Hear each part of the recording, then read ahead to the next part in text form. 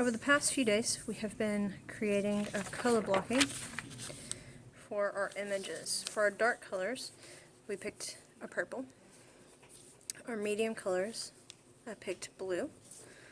My lighter colors, which would be my light grays in my photograph, was orange. And then the white was my yellows. So as weird as my image may look, this was not what the final piece will look like. Once I get this done, I traced my image and I traced my color blocking sections. So we are going to paint this monochromatically. Mono means one, chroma means color. So we're going to base this off of one color. So in order to do this the most successfully,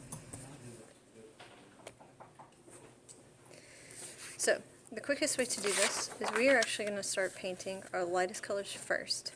So my lightest colors that I have on here is my yellow, so that would be white. So I don't want to start with just white. I want to tint my white. So what I'll do is I'll add a little bit of paint each time.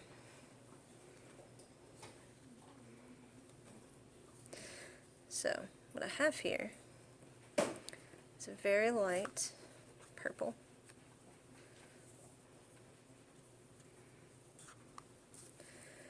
I'll go in.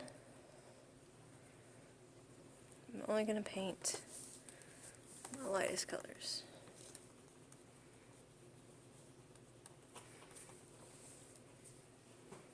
Making sure I go over my pencil mark.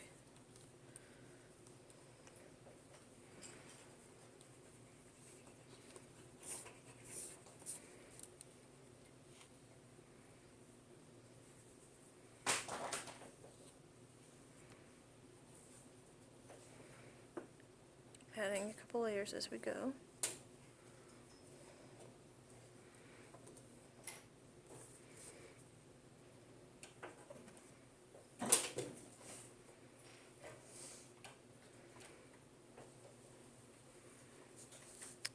And our final little section right here.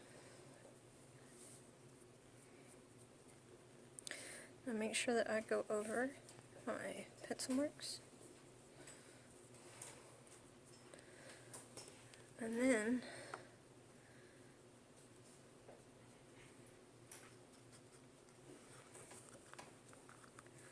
make sure all my colors start up nicely. I'm going to go over it one more time with another layer, because I want to make sure that my paint's not translucent. The problem with painting like this, because you're mixing your color each time, is that once the color gets mixed, you're never going to find it again, and you're never going to be able to match it up again. So before you move on to your new color, you need to make sure that you have hit each color with multiple layers. Alright, so now I've done all my highlights. I've painted all of my yellow sections. I've hit all of those. The next section I'll do will be my light section, which would be all the oranges, which surround all the yellows. So the next thing I'm going to do is I'm going to add more of my dark color. Remember, when doing this, you always want to add color to your white. Always add color to your whites, not white to your color. So when we do that, it's just easier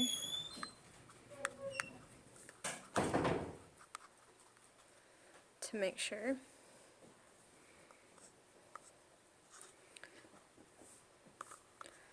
ours are going darker, not lighter. And a little bit bigger transition here.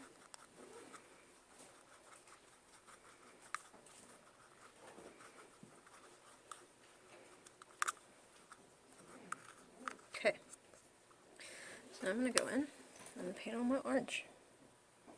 So sections, which surrounds all my lighter colors.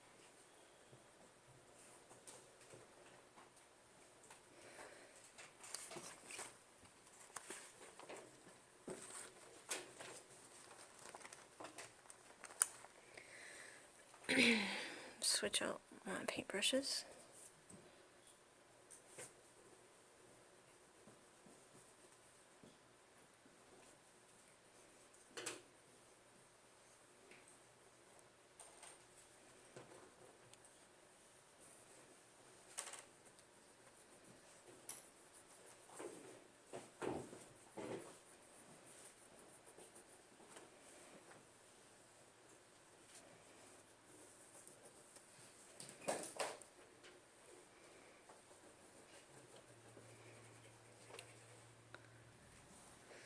Okay, so I have gotten my light and my white sections. Now I'm moving on to my medium sections. So the next thing I'm going to do is add more purple.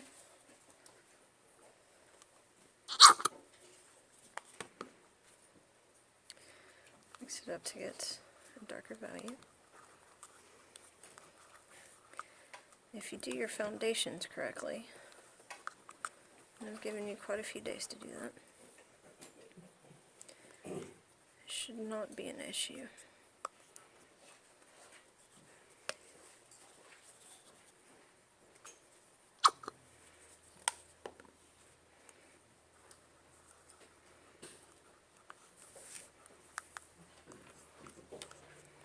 Okay. So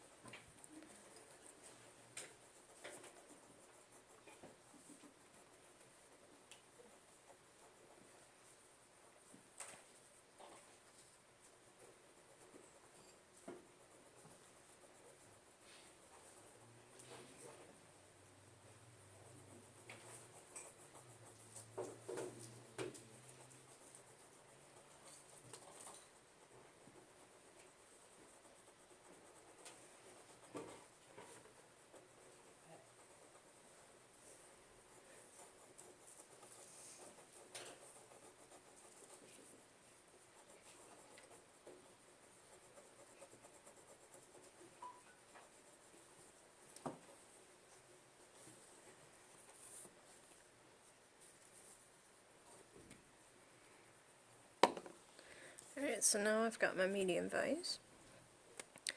So we need to go in and create our dark. So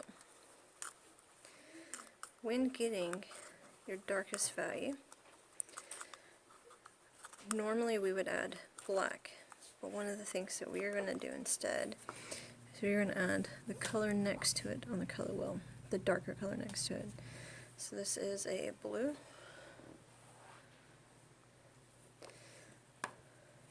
To make an image darker,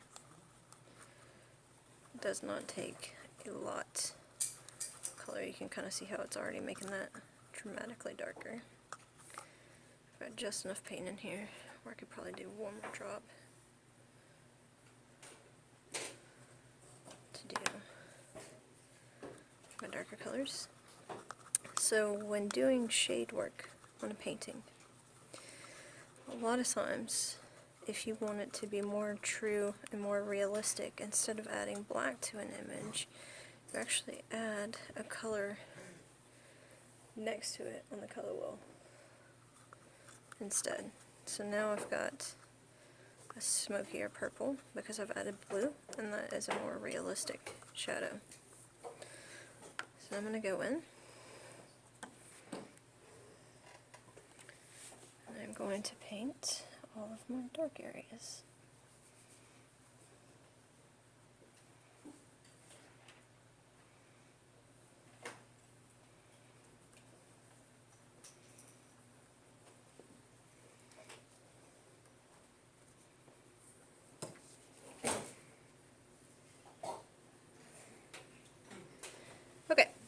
So now I have all my values, my dark, my medium, my light, and my white. Even though it looked this insanely crazy to start with, this is actually what part of the product will be.